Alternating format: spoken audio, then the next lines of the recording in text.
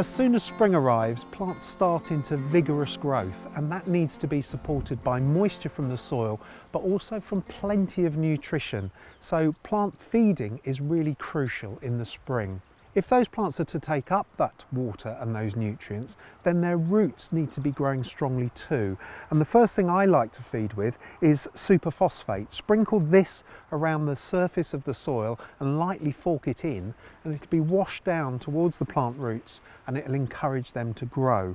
The other thing that you can start to think about feeding as soon as the weather warms up is an organic fertiliser, something like blood, fish and bone. That can be applied again, sprinkled around plants and also across the surface of vegetable beds that you're going to plant out in a week or so's time.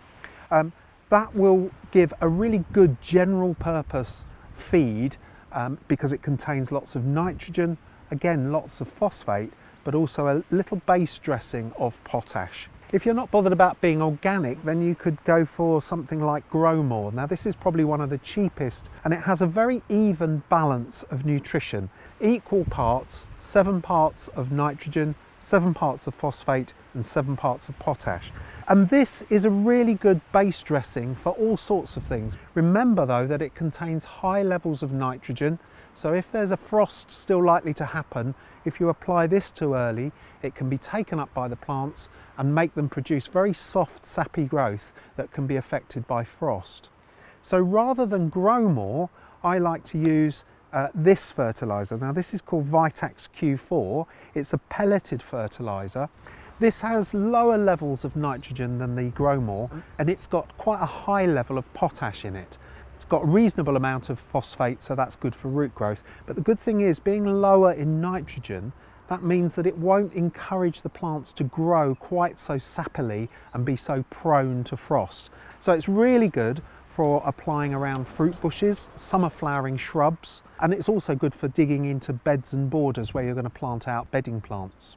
You could also add a slow or a controlled release fertiliser like these Osmocote granules. They are activated both by temperature and moisture in the soil. These are really good because the nutrients aren't just released willy-nilly, they're released when the plants can use them to their best ability. And they also last in the soil for a good 6 months. And then the other thing that's really worth thinking about is applying a tonic. Now this one is called Uncle Tom's Rose Tonic, and it's really brilliant for roses, but it's also good for shrubs as well. Dilute it, you take off this screw cap here, and then you squeeze the canister to fill up the little reservoir, and that gives you a measured dilution dose to put in a watering can.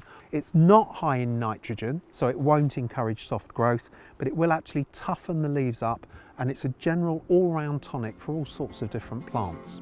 So there you have it, spring feeding in a nutshell.